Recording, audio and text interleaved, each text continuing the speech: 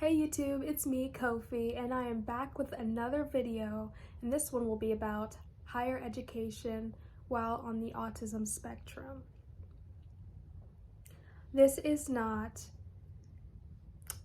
an easy thing to do while you're on the spectrum, or if you're neurodivergent in general, but speaking specifically as a person on the spectrum, there are many moments, especially in higher education, when things aren't made clear to you, and sometimes they just aren't explained in a way you can understand. And when you're in undergrad or grad school, the professors aren't as concerned with how well they're getting their point across to you. Some of them are really good and will be concerned with that, because that's what a teacher does, right? They teach you. But you become more responsible. The responsibilities, they shift in higher education. You're responsible for turning in your paper by 11:59 p.m. and you're responsible for going to office hours for that professor if there's something you don't understand. So today I want to talk about sections within going into higher education while autistic, such as the studies. Socialization can be a particularly difficult area for someone on the autism spectrum. And then I want to talk about sensory issues and burnout. This may be done in multiple parts. So, part 1. If you just set aside 5 minutes to do something that you love, it will help you to recharge so much better. Something I like to do, I like to draw. I'm an artist, so I love to draw and paint things, and I love to do makeup. I think that's really fun sometimes. I like to listen to music. I like to watch other people perform and do things. I just really enjoy the arts. But I also enjoy reading about theories. I love reading about different people's theories on how the universe has come into existence and religion and all of that. I really like. Another tip I have is to know what times studying works best for you. Are you a night owl? Do you like to work at night? Do you like to get up first thing in the morning and get stuff done so that you have the rest of your day to relax? Maybe you're a midday studier. Maybe you like to wake up a little bit, gradually glide into things and study, and then relax afterward. It just depends on who you are. Just kind of notice what time of the day you feel like you're most able to retain information, and then study during that time. In higher education, it can also be really difficult when they make such a big deal about networking. Because when you're autistic, you may struggle with socialization and social interactions, and it makes navigating networking so much harder. You don't need to stress yourself out about that. Honestly, if you can just find yourself a couple people that you like or can tolerate, then things will be fine. I always say 4 quarters over 100 pennies, and that means you can have a small amount of connections that are truly genuine, instead of having 100 people that don't really know you, or 100 people that you don't want to interact with.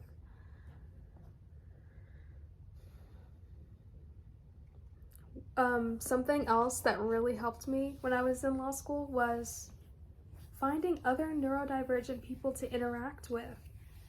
I met a few neurodivergent people, and I find that there are a lot in higher education, by the way.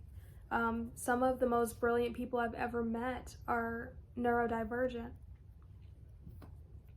And when I find them, it's like a diamond in the rough. It's so exciting because it's just so affirming to know that there's someone else like you, whether they're autistic or maybe have ADHD or something else. even if they just have anxiety like you do, it's really affirming to know that you're not the only one, and you guys can even talk that out. Maybe you can study together. Maybe you can have a real friendship, right? So that's a good tip for making long-lasting professional friendships. I highly recommend you learn how to recover from burnout.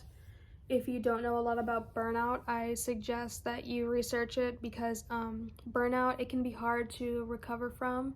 It's not like a regular shutdown where you get overwhelmed in the moment and you just shut down for a short period of time. And I mean a few hours, not like days or weeks or months. But burnout is the big one. And sometimes you just have to make your physical body comfortable, right? Talk about the things that you don't like. You have to find a way to clearly explain your boundaries, and then you have to find a way to fix your physical discomfort. Maybe you like laying under heated blankets or playing with stuffed animals. Maybe you like the squish of it, the feeling of it. You might like soft things, or maybe you need stim toys. Maybe you like stimming, and you need to do that to release all of that stress and tension inside, because if you don't take care of it, then it can lead to burnout. You have to take care of yourself during this process. You're under a lot of stress. Let's talk about studies, the more practical, obvious areas of going into higher education, right? So,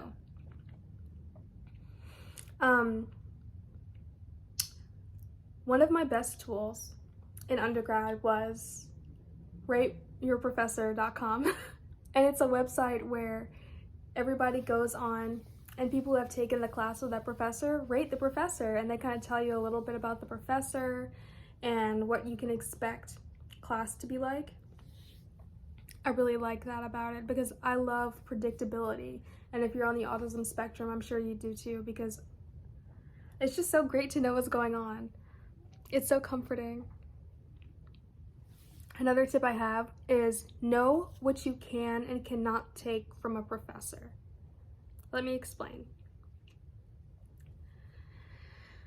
If you have a professor who is particularly difficult, and you know beforehand that they're going to be very difficult, and when I say difficult, I mean stern. If they can be even borderline rude or past the borderline of rude, if they're very rude, know whether or not you can take that, because I've had assertive professors, and then I've had professors who are just downright rude. And that can really affect you when you're a student in a class and you're genuinely trying to understand. And if you are a person who is easily hurt by words, by the things that other people say to you, or if their criticism is unfiltered and your emotions haven't been thought of when the person was forming that sentence, if you know you can't take those things, don't take that professor. Just save yourself the time, and instead work on interacting with people like that. Work on your ability to hold your self-esteem and accept criticism, and look at things objectively and go, oh, maybe I could better myself in that area or this area. And build yourself up until you are able to handle someone like that. Unless you just don't want any professors like that at all, which is completely understandable, then don't take that professor.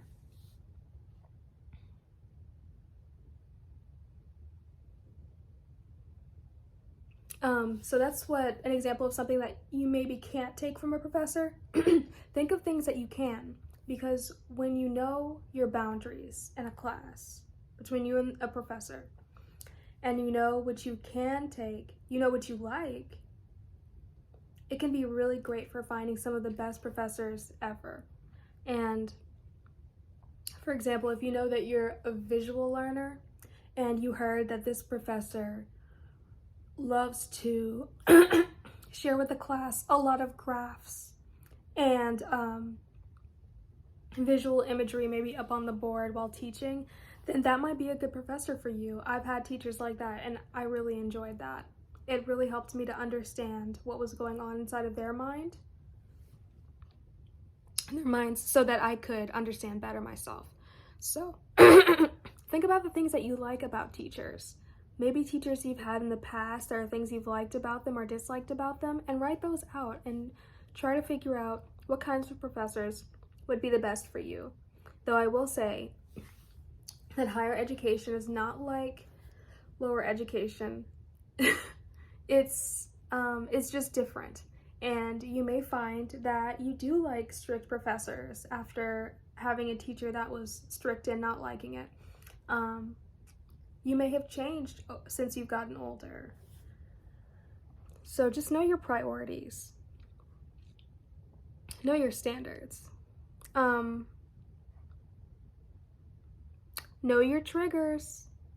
Know your triggers as much as possible, and carry those STEM toys around in your backpack or your purse or whatever you've got with you, because they can really come in handy, especially the more subtle STEM toys. Like this. This is a ring I have, and it's a spinner ring, and you just kind of, like, I can fidget with it right here in my lap or under the table, or I can just play with my ring because it doesn't look that odd. Some stimming can look odd to other people and alarm them, but this kind of discreet stimming is really great, especially if you're in public or if you don't want people to know that you're autistic.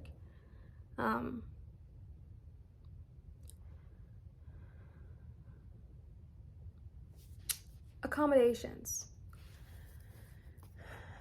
Asking a professor for accommodations can go very well or very badly. And I think the difference is that you just have to know who you're dealing with. I've had professors in graduate school who did not take well to accommodations or accommodation requests. And I've had professors in undergrad who haven't either. They sometimes do care and sometimes don't. And I feel that that is truly the difference between a good and bad professor. You want someone who cares, but not so much that they're trying to like give you extra homework and call you on the phone and explain things. Not too hands-on, at least not for me. That's not what I like. I kind of like the professor to just leave me alone and let me do my thing, and I'll do well in the class. I know you're busy. I know you're so busy, and you're busier than you've ever been in your whole life, but do not abandon your special interests, okay? Special interests are the wind beneath your wings at times as a neurodivergent person. They make, ooh, sorry, my rabbit's making noises. Cinnamon. Say hi to Cinnamon. Okay, that's enough of Cinnamon. Where was I? Oh, special interests. They're so exciting. They make life so much better, and they bring you joy, and that joy is going to uplift you in your darkest moments during this higher education journey, okay? They really will. I promise. If you can even set aside just 5 minutes to do something you like, it will really help you to recharge. Know whether or not you want someone to know that you're autistic, because as freely as I'm able to talk about being autistic, and I'm sure you are, well, maybe not, and you may be also very freely talking about your autism, but ableism does exist, and you are so busy right now that you do not need to be dealing with any of that, especially You shouldn't have to deal with it at any point in your lifetime, but especially now. Sometimes professors or your colleagues can treat you differently if they have a misunderstanding of what autism is. I've noticed that a lot of people get autism confused with Down syndrome. I think maybe that's due to it previously being called Asperger's syndrome. I think maybe they're getting the syndromes confused. But people say all kinds of dumb things to you sometimes if you tell them that you're autistic. Just kind of wait and feel that person out and see whether or not they're going to react well to it. Because you can't take it back. They're going to remember that forever. And in real life, people get a little triggered by the A word, the autism word. Yeah. So, more boundaries. Just know who you want to know and who you don't want to know. And you don't have to feel ashamed of it. It's not something you should feel ashamed of. But just for your own safety, think about who you would really want to know. I would say that you should definitely have an escape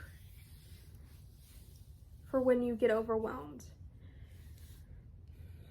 During higher education, there are different living situations. You may have a roommate, you may live alone, or maybe you live on campus, maybe you still live at home with your parents, and that's fine.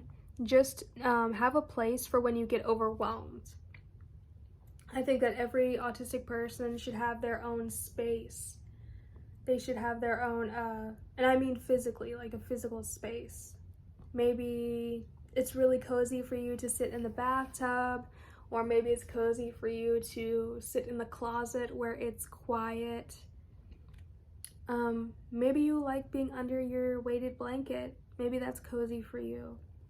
You just really should have all of these things waiting for you for when you need to recharge, because it's gonna happen. You're gonna get tired. One of the things I deal with the most is autistic fatigue. I feel that I usually am tired. I've never had trouble sleeping. I could probably sleep for 12 hours if I did not have an alarm set. Right, so know how to recharge, know the things you like and have them ready for yourself. Have that outlet for your stress. Stress is going to be a big issue in higher education. Have your mental health resources rounded up if you have them. If not, even just a lot of TikTok pages or YouTube or Instagram pages can have surprisingly great tips for people on the spectrum. So look for a page that's by someone on the spectrum for people on the spectrum, and they can give you some really great tips. Know how many absences you can have, and then use those absences wisely. Sometimes you just get burnt out, you get tired, and you honestly need a break from it all. So I recommend that you figure out how many absences you are allowed to take, right, without getting in trouble, and save those absences up and use them very wisely. Apply them when you need them, because that can really make a big difference in the long run if you get enough rest. You don't need to spread yourself too thin. Remember to make yourself a priority. I know that there will be plenty of times when you have the option to choose other people over yourself during this experience, and you just can't do that. You have to put yourself first. You're trying to get this degree, you know? So remember to take care of yourself, and also ask yourself if they would do the same thing for you.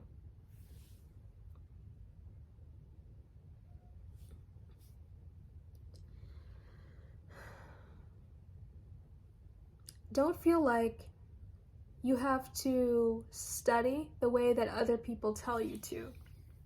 Sometimes when you go to higher education, like undergrad or graduate school, you'll meet upperclassmen and they'll tell you, this is how you study for this class. And that's not necessarily true. Different people study different ways. When I went to law school, lots of people did study groups, and that wasn't really my thing. I was a lot better at just studying on my own, and that's the way I retain information the best. So I didn't really have a whole lot of study group things going on. I did try them, and maybe it would be helpful to try. Maybe you do like that sort of thing, and you can benefit from it.